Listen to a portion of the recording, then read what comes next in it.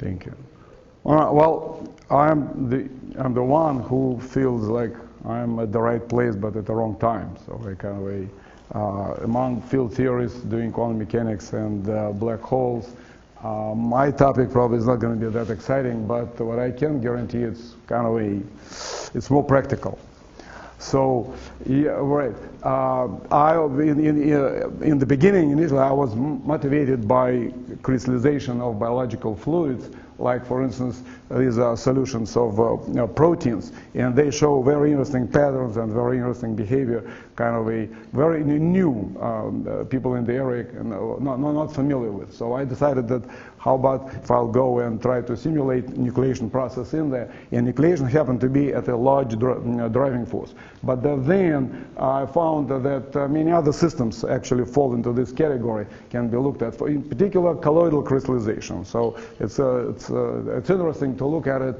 Colloidal crystallization have been simulated many times, but using different not field method, and I'm trying something new. But it's not only material science, not only crystallization area, but also you can find, for instance, examples in very practical area when people try to grow materials using CVD on thin films, and this process also takes place at large driving force, so it becomes interesting. Not only that, you can even go into cosmology and think about phase transitions in universe, in cosmological phase transitions. And again, people are talking about nucleation process, so how does it, what's going on? You, in the end, you don't need to be driven by one particular system. You don't need to be attached to your system. You can think about a problem in general. So what's going on in general? In general, you have old phase,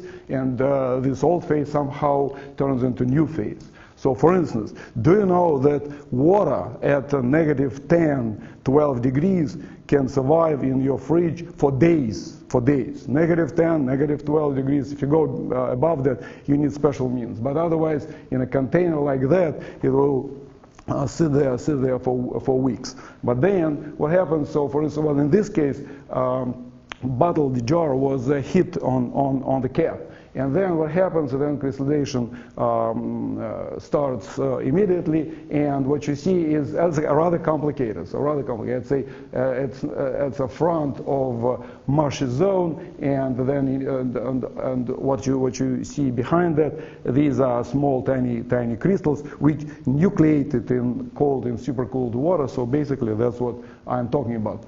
Old phase turning into new phase. How does it happen? The process.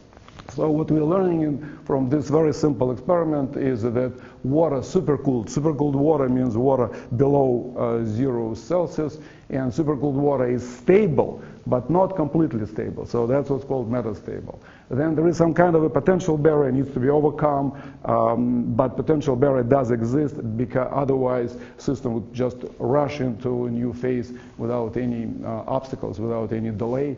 Then we can see that nucleation is somehow activated process, right? So you can be stuck with your metastable state for a lot of time, for a long time. But then how do you overcome? You really need to process need to be activated. By what?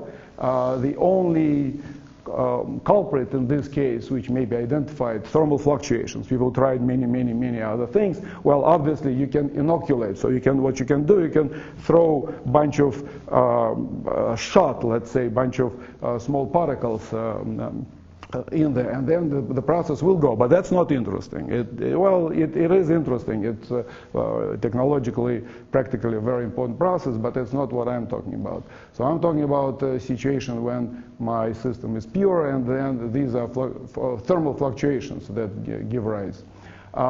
So what is a nucleus? Some kind of a small piece of new phase, or somehow new phase attached. So then what happened in theory? So theory, obviously, Gibbs was the first one who developed a consistent theory. No, I'm sorry, not a consistent theory, but he brought up first ideas. So he developed a notion of a critical nucleus. This is a piece of second phase in ocean of old phase. And he developed thermodynamics of it. So he introduced free energy, and what's important is free energy consists of two contributions. One is bulk contribution due to volume, and this bulk contribution, it gains free energy kind of for you due to chemical potential difference. But then there is another term, surface term. Surface term brings you opposite contribution. So it gives you contribution that works against chemical potential because of positive surface energy. And then you end up with a barrier between old phase and new phase. So this barrier is labeled by the size of the critical nucleus. You get the barrier, and then how to overcome? He identified fluctuations as being driven kind of I don't want to use the word driving force, but fluctuations, they drive the system over the barrier. I will talk a little bit about history of field theory and nucleation. So basically that's what I'm doing. After Gibbs, probably next most important contribution due to Vollmer, who understood clearly that there was activation process and introduced Arrhenius factor. So this is Arrhenius factor. So you can see that this is exponential with the energy of the critical nucleus over fluctuations in the exponent. So this factor basically is a most important factor that holds whole nucleation process back. Then there was Becker Doering, and they developed a consistent theory. They've been talking about nucleation rate. They introduced, so there is a prefactor. So then nucleation rate becomes prefactor times Arrhenius factor. Then there was Kramer in 1940, very interesting paper. It's not related to nucleation per se, but he introduced, in the first place, he used Fokker-Planck equation for activated processes. He used the concept of escape time, which is close to what I'm going to be doing. Very interesting paper overall. It gave a push to Zeldovich in 42, who actually wrote a good paper on classical nucleation theory using it as a stochastic process. He used Fokker-Planck, and he got a Zeldovich factor, so to speak. So what is this Zeldovich factor? What does it do? It tells you that this nucleus is not being under pressure of noise, of internal fluctuations, is not going to be moving in one direction all the time. It will be traveling. It will be in zigzag motion back and forth, and this zigzag motion back and forth, it kind of prolongs the process and decreases your nucleation rate. All right. However, actual field theory started, I would say, in 67 with Jim Langer, who very nicely, who is present here today. We are very lucky to have him. And I believe that it's really beginning of field theory of nucleation. So he developed not only conceptually, he looked at critical nucleus from field theory positions, and he identified most important parts of this critical nucleus. He introduced the concept of lifetime, which I'm going to be using through in my work all the time. So that's basically, in my opinion, that's the beginning of field theory nucleation. And then this is lifetime. So then a lifetime is inversely proportional to nucleation rate, and then kind of if nucleation rate is constant, so you're getting into stationary regime, you can see that a lifetime is inversely proportional to volume. So what's the idea? It's kind of interesting going to be for us. It tells you that if you are dealing with large volume, then all pieces, all parts of this volume are equivalent, and then your nucleus, your first nucleus, can appear anywhere. So then the larger the volume, greater probability to get a nucleus, and then the larger the volume, less time you have to wait. So then lifetime becomes inversely proportional to volume. All right. Then Patashinsky, 1970s, so there was a very nice paper with a few of his collaborators. He wrote a few papers and developed a consistent theory. Then in 1980s, Klein, using Langer's method, he applied this method close to stability, close to very large driving force, close to boundary of stability of the system, which is called spinodal point. So it's a maximum driving force that you can get out of the system.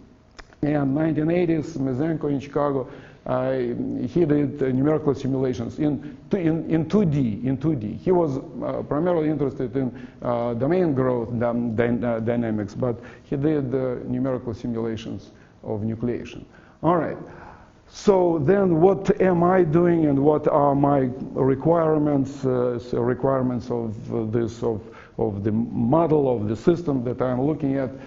In the first place, I'm looking at first order phase transformation. I am not thinking about symmetry breaking. So it's not second order, not symmetry breaking, right? So this is specifically, and still condensed matter systems, they are better models for what I'm doing. So think about crystallization of water, crystallization of any substance.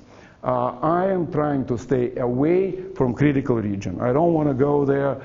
That's a rather specific. You need different set of tools. But most important thing is they are not interested. This area is not interesting practically. So practically, your system that you're dealing with, they are significantly away from it. But then we have some requirements for interactions. In the first place, well, it's kind of interesting. So we used to think of phase transitions as being driven by temperature. Like you cool down your system, and then bumps, something happens, and then you are in the area where your system undergoes phase transition.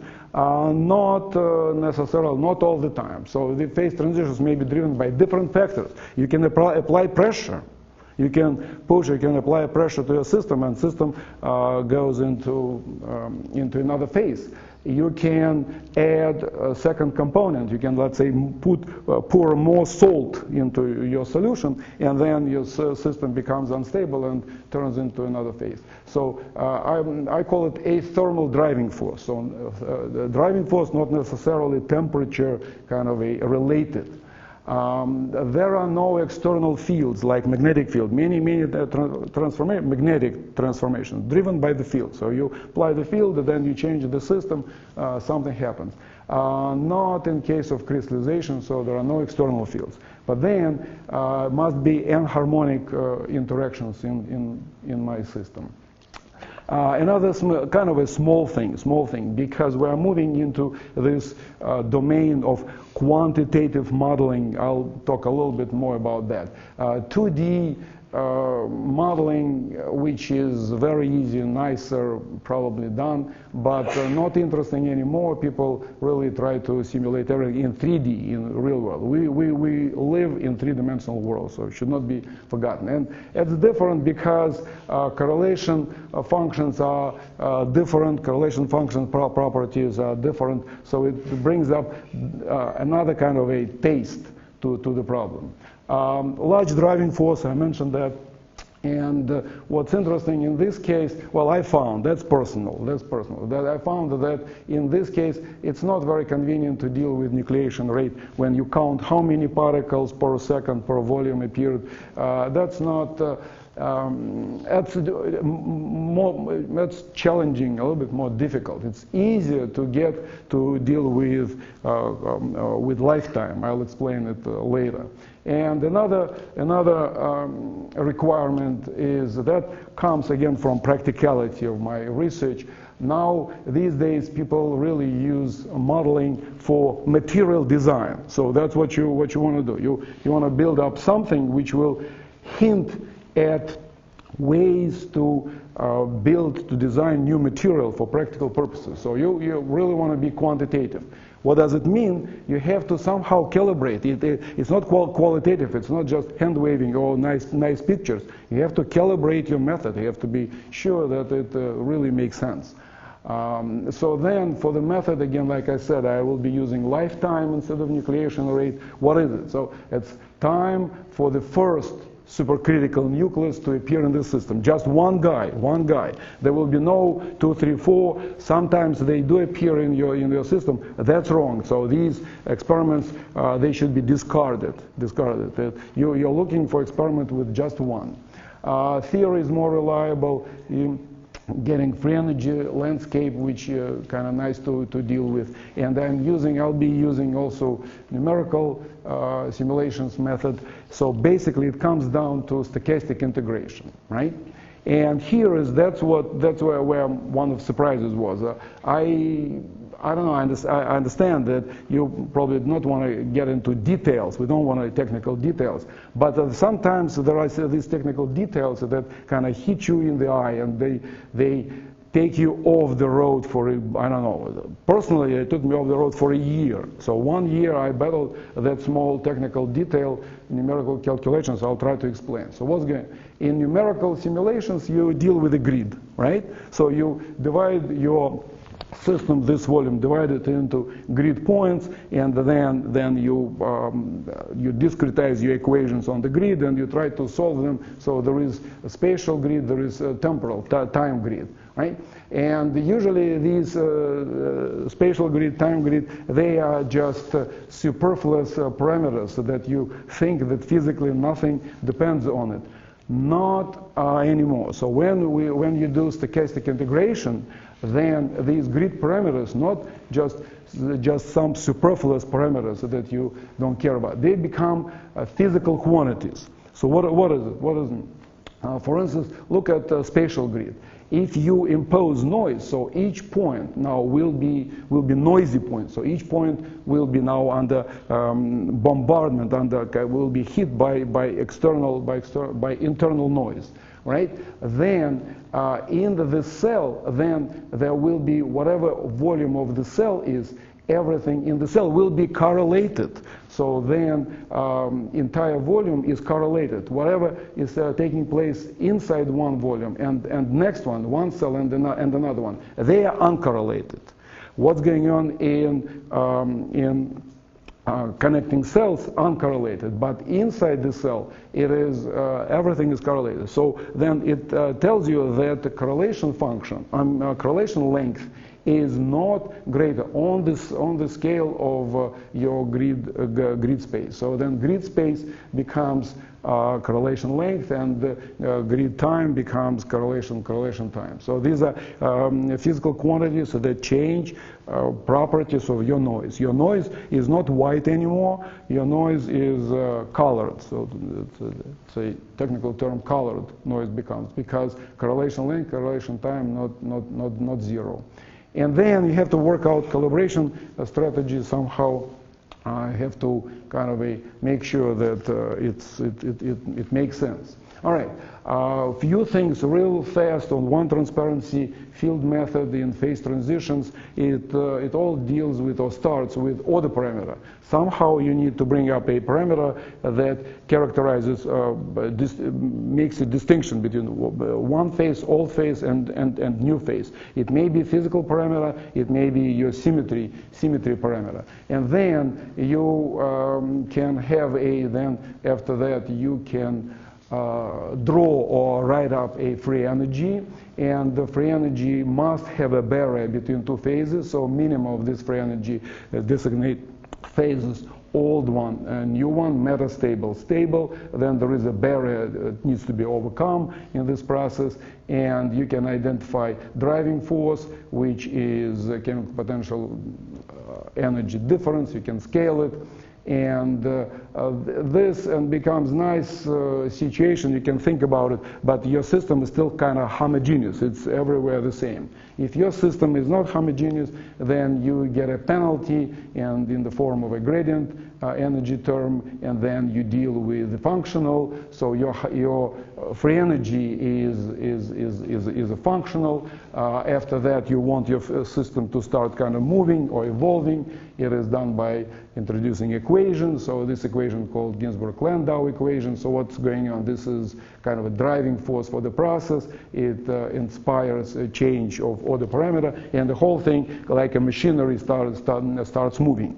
But if you will look at the situation for us, then you can see that in this case, this equation will drive your system only downhill. Only downhill. You can move only downhill. You cannot move the uphill. So then you don't have your process, right? Because in nucleation, you have to somehow you have to get over the hump. And then, like we said, fluctuations need to be included. So this, how do we include fluctuations? They're included by introducing Langevin force and into Ginzburg-Landau equation, Langevin force of proper intensity, so correlation properties in there. And then you realize that actually what you are dealing with is not free energy anymore, it is a Hamiltonian. So this is a functional that is responsible for interactions. But other than that, so that's it. That's basically typical field theoretic machinery that allows you to simulate. And then in the end of it, for your hard work, what you're getting length scale, you're getting time scale, and you getting another parameter intensity of noise, which is one of key parameters in the system that really makes your nucleation kind of potent. So this is intensity, how strong your calculation fluctuations are compared to energy scale of Ginzburg-Landau functional. All right. So then you can develop a concept of free energy landscape. This my picture, the graph, is not completely correct. Actual free energy landscape more complicated. But I just want you to have a sense of what's going on. So you start with the system in metastable state somewhere here, and you have to get down there. You have to get down to blue valley. And how to get there? There is only one way. You have to overcome a critical nucleus, so that's a saddle point. In this case, you have to overcome a barrier, so you have to go uphill first before you go downhill, and that's nucleation process in field theory terms. Fine. So calibration strategy. So how to calibrate? You have to find the quantity and match numerics and theory. And I found that the best way to do that is to look at equilibrium fluctuations. Equilibrium fluctuations, so it means that you can hold your system pretty much like we had it before, supercooled liquid in the fridge for a while, so you can hold it without any transition. That's equilibrium fluctuations, and you can use perturbation theory. Now you can use perturbation theory, and you can compare, you can calculate, so what is specifically we're calculating? Average order parameter and average energy, and we calculate them perturbationally using two loops. So we go to up to third order of interactions. And you can calculate it numerically using time averaging. And here, obviously, the basis is ergodic hypothesis. So then the matching between these two quantities, perturbative quantities and numerical quantities, is ergodicity of your system. Kind of here, because we are in this mode of thinking, maybe improving each other's work, to calculate internal energy, nice. To calculate order parameter, nice. But to calculate free energy perturbatively, we calculated, that's fine. But I didn't find a good method to calculate free energy numerically. Obviously, you can do thermodynamic integration, But that's not kind of elegant. That's not nice thing to do. We stick with these two quantities. By the way, if there are any questions, please. Any questions so far? Okay, so a friend of mine, you say if there are no questions, then there are two options. People either understand everything or nothing. I don't know. Anyway, that's okay. I will show you matching because we spent quite a bit of time with my collaborator from Bulgaria working on perturbation theory and at the same time computing. I apologize for this slide. There will be too much information. I couldn't take it off. What we have here, average order parameter and internal energy as function of size and driving force and fluctuations, intensity. You please pay attention only to blue curve and green one. How they match. These crosses are numerical points, and straight and the lines, curves are theory. So we can see that as far as the linear size is fine, there is a pretty good match, energy and order parameter. And by the way, what's interesting here, this is order parameter which is not zero, non-zero in the system, and this is non-zero order parameter is due to anharmonicity. So this is that's a thermal expansion. That's a regular thermal expansion. If you have a piece of crystal, right, so then subjected to higher temperature, it will go up, thermal expansion. So that's basically what it is. Thermal expansions are due to anharmonic interactions in the system. So that's what's going on here. We check also with respect to intensity of noise. It's also fine. There is a pretty good match. And then, so that's why I'm talking about it. Unfortunately, not everything kind of goes smoothly, and we battle a problem. So our matching between experimental numerical and theoretical as far as dependence on supersaturation is not perfect. So we got it up to order of magnitude, but the dependence on driving force is, we are still debating why it is the case, why it's not a perfect match between. Yes, please. And this is all at a fixed temperature, is that right? Yes, well, yes, fixed temperature. So temperature here enters into the system through epsilon. So this is your temperature. This is your temperature. Temperature is fixed, right? So this driving force is not temperature. So this is something else. Let's say you push. Right? So this is pressure, this is temperature. Yes? And can you just repeat what you said about the relationship between thermal expansion and anharmonicity? Yeah, sure. That is just something... Right. So think about this. So if your potential, if Hamiltonian was symmetric, so this is just a square symmetric, and then you subjected to noise, to symmetric noise with zero mean, then what comes out of that will be average order parameter will be zero. Average order parameter will be zero. So because fluctuations left, fluctuations right, equally probable, will be zero. But that's not what we are getting. We are getting a positive number, and this positive number is positive. So fluctuations are more prevalent to the right, into the positive. Why? Because of anharmonic term in Hamiltonian, third order term in Hamiltonian. So if you look at the black line, it's a parabola. This parabola. Imagine going up the parabola, the average position stays zero. If you look at the dotted blue line, if you go up, it shifts. Yeah. That average position is the interatomic or particle distance. Yeah, in the particle distance, because, but we are in the field theory. There are no particles. There are no particles, but there are interactions. Yeah. Simple model. Right. So that's a simple explanation. Right. You don't get thermal expansion because the little additional part at the end is atomic dimension, thermal expansion. You get it from the animal.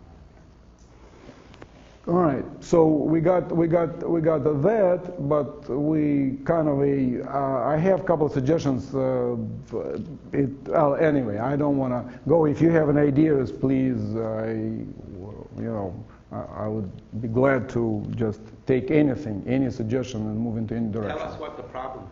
So the problem is that when you vary driving force, so what is the driving force? Your pressure, when you drive pressure, right? So then energy theoretical is practically flat. So this is Gaussian, practically Gaussian term, because fluctuations are small. This is Gaussian term. This is basically what it tells us, that every point, every independent mode has its own 1/2 kBt, and the energy is practically same no matter how much pressure you exert. Volume changes, but energy does not. But when you do numerically, when I calculate that, I get a slope.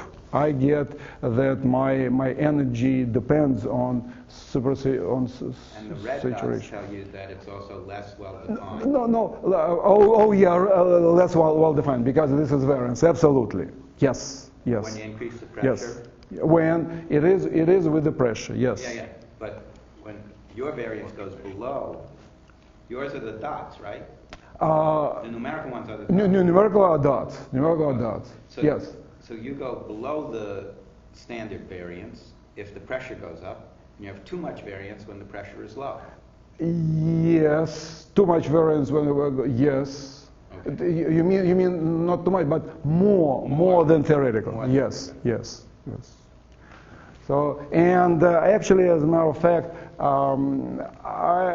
I accept that it is possible. Well, I think I checked everything in the method. But good thing is that we getting it by order of magnitude. So then, at least there is an area where we are fine. All right. So, but that's kind of a calibration process of the method, and then we can move on and think about where we are from standpoint. So far, there is no nucleation, so there is equilibrium fluctuation. So your system is fluctuating, but without any phase transition. So that's a plane that I will be using all the time. Noise strength, so that's your temperature, and driving force, that's your pressure, right? So how much you push on it and how hot it is, how large is the temperature. And what do we have here? So if you think about classical nucleation theory, then conditions, so they are for low driving forces and low strength somewhere in this corner. If you move close to driving force in relative terms equal 1, so this will be critical behavior, and I do not want to go there. Perturbation theory applies or works nicely for small noises. However, you can expand that. And if you go to high noise strength, then you get into fluctuation zone, and then nothing can be. It's smeared out, this zone. Difficult to talk about nuclei. All right. I'm using direct simulation method, sometimes called brute force. And it takes up central part of this diagram. And if you really want to do classical nucleation, you probably need umbrella sampling, because it's a very, very rare event. You have to wait for a very long time for that nucleus to appear. I used I used supercomputer. It's still a very long time. Umbrella sampling probably. But in the middle, you're okay. So then what happens roughly, if you kind of let the system go, then it will be fluctuating. So this is energy, and this is order parameter, fluctuating for a long while. But then at some point, oops, there is that escape event, and it goes into another phase. I'll try, so the guy, he taught me how to do that. I'll try to show simulations, but then I'll try to come back. So he's telling you that I have to do this, I have to do this, and all right, if we will. So these are simulations. So that's a kind of, you can spend an hour a day, whatever, watching this fluctuation. Very nice, very nice. But then, oops, at some point you miss it. Yes, right. You see, when I kind of showed it to students, and say, oh, that's very interesting. I said, Professor, you need to get life. So anyway. I don't know if I want to repeat it. This is a short one. That's a short one. So these are fluctuations. They are MATLAB some rescales the colors itself. So, but then at some point this nucleus, and that's when I stop. It's one nucleus, time to get it, that's what lifetime is. And then when you have it, then you can do all different nice things. So this is your nucleus, and you can look at it, you can kind of rotate, you can spin around, you can look at the properties. So there are all these bumps. In the first place, shape, surprisingly, sphericity is not in the model. Your Hamiltonian, your functional doesn't have any traces of spherical symmetry. But then in the end, you really get almost a symmetrical entity as nucleus, and you can look at it. There are all the bumps, which eventually will give rise to dendrites. But obviously I cannot go into that area. All right, so we have that one. If I can come back, okay. That's it. I am really close to. Well, actually, the process.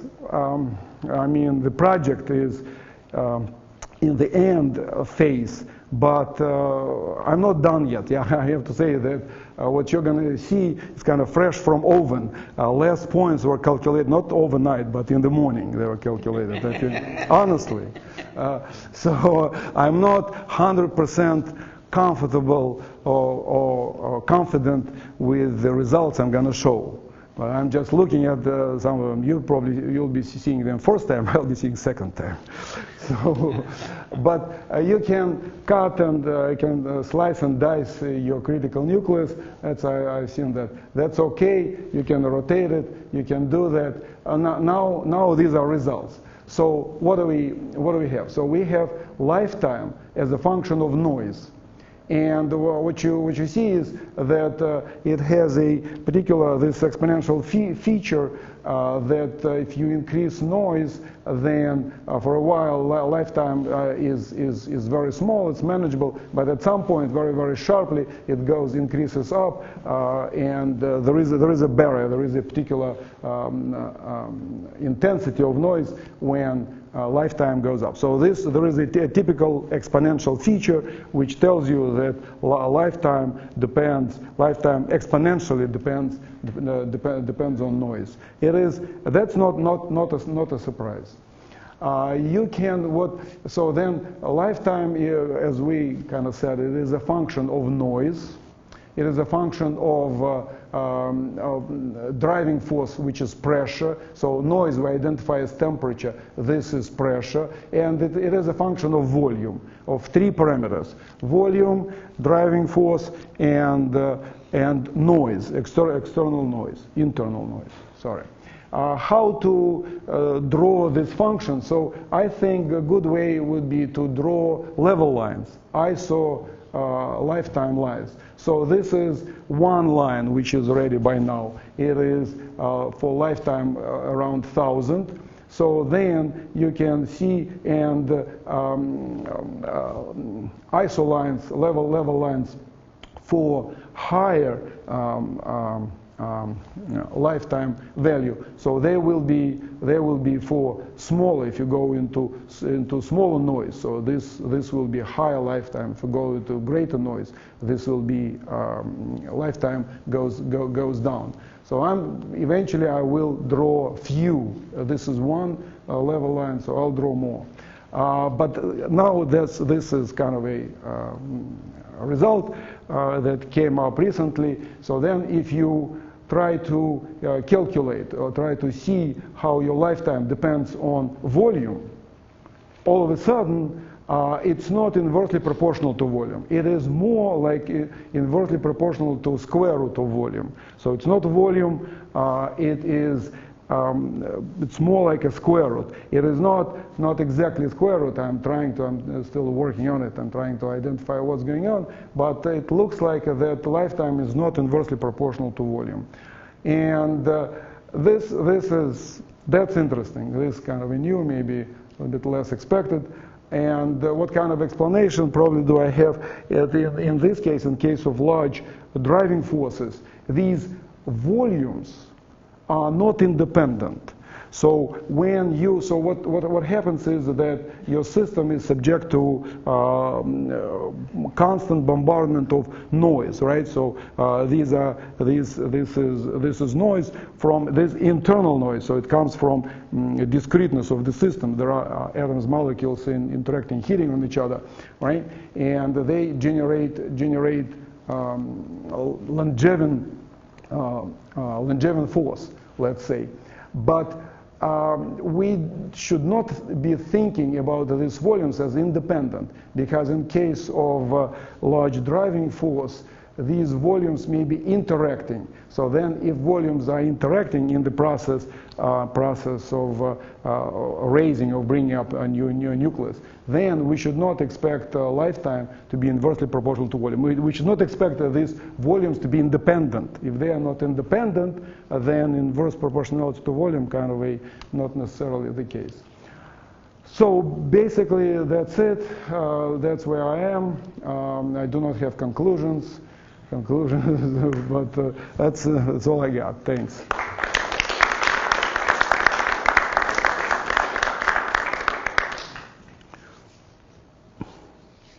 Did you say earlier that in some contexts the lifetime was proportional to 1 over the volume? Yeah, theoretically, in all papers, theoretically, it is always comes up as inversely proportional to volume. But here, I don't know. I like maybe let Dr. Langer to chime in and say if. Well, you don't need to. Well, remember that I worked on this literally. I did this little calculation in my head just 50 years ago. And yes, it is. When you get to my age, usually the statute of limitations is 7 years. No, not in science. Not in science. Science is In science. It was for a while, but now it's down to about 3 weeks. But look, I'm puzzled by a whole bunch of things that you're saying.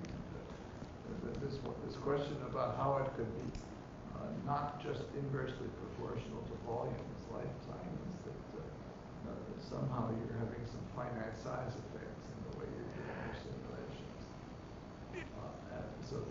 So right, but finite size effect, but not to the point. So then this is nucleus, size of nucleus, and size of the system. So then if your system comes down to roughly to size of nucleus or somewhere, it will be very strong size effect. This I try to avoid. We are still away from it. A kind of I think it is not it. It is not that in that sense size effect, which may be the case. Again, that's so. Since you allow me to speak. Certainly. So. It's very interesting, because I understand it. What you're doing is you're numerically solving. Am I having trouble here? No, we got it. Okay. Yeah, okay. What you're doing is you're numerically solving a sort of a Ginzburg-Landau equation with a Langevin noise on it to give the temperature. The red and blue and white spots here are presumably points of different local energy. Or the parameter. They are labeled by order parameter. Order parameter. Yes. And so it was fluctuating. And then all of a sudden your numerical simulation told you that something nucleated. I would have loved to, but there seemed to be a discontinuity that all of a sudden it happened. I would have loved to have seen what happened next. You said something about dendrites, because that's of course the really interesting feature too, is that okay, this is producing a stable phase, and the dynamics of how that stable phase propagates through the system looks very interesting. Why did you not just continue showing us that? Is it just a different time scale? No. There is a reason that I'm not unique, and there are many people who have been doing that, and it is clear there's a whole bunch of previous research kind of going into that. I'm planning to do that. If I'll develop a quantitatively calibrated method, I'm planning to go into dendrites. So that's fine. But I'm just not now. I want to concentrate on nucleation stage. Yeah, that's fine. But I was just sort of curious because you show that it's just by accident, which is true, that all of a sudden you get something. I don't know why it happened right at the center of the system, it not always, not all the time. But then all of a sudden you have a stable region that has formed spontaneously. And how do I know that it's stable? How do I know that that one is not going to just evaporate, or is going to Right. So this one is not going to evaporate because I ran these simulations for a longer time, and what's going on? There is a growth, and red phase takes over. Well, that's good, and that tells you that's a good check that what you're doing is what you think you're doing. Yeah. So that's fine, but I'm puzzled about the volume effect. Yeah, me too. We'll discuss. This is, Well, on the volume effect, you have noise in there. So it's randomly. Yeah. Random, correct? All right, absolutely. And so are you doing an average over the sorter to yes. to get right? Yes. Okay. You Yes. said that. I just want to make Yes, average over. So these are all of these functions. If I can go back to right here. So this is in time. So it's all the parameter, this energy in time, and then I'll average over that. Numerically, I average over time, but perturbatively we average over ensemble, but they are connected by ergodicity. Yes. In the pictures that you're showing? No, in pictures that I show, it's only time averaging. Ensemble averaging, it is possible to do numerically, but it's very laborious. Very. The standard problem in all of these studies is that if you do it in the real nucleation regime, you never see anything. Yes, well, I know the theory, you're right, but practicality is that if you do this in brute force, then you do see. Yeah, and then the question is, well, what have you done to the system that is making it behave the way you want to? I think you're pushing it harder. And then the question is, well, what other effects it produce? Yeah, that's interesting. I don't have an answer to this question. Yeah, I had a question about what's your what is your stability equation for the numerical dispersion? If you're doing a kind of a finite difference domain calculation. Yes. So if I had a pure analytical theory, I can always write down a limit on my speed or correlation function length. Yes. In here, when you break it down into discretize it, I would like to see that inequality. What is it? I don't know. I'm too far. Okay, so if you go back to that graph where you had the variance pictures. Variance.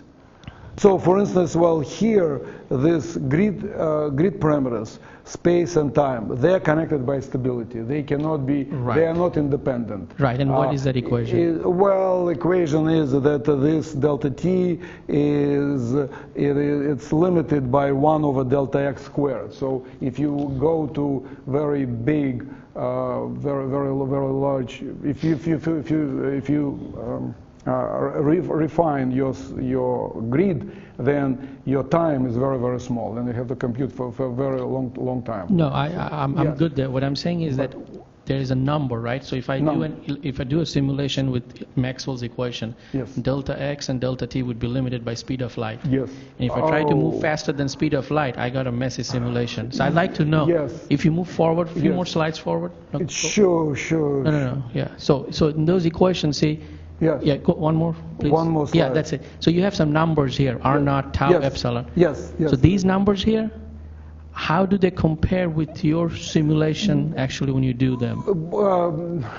So do you have experimental numbers that you plug in here to compare? Well, right. Okay. So these parameters, they come from your system. So this, whatever system you deal with, you're supposed to be able to get these parameters from your system and put it in there. So usually this is it's not correlation length. It's called interaction. It's interaction length.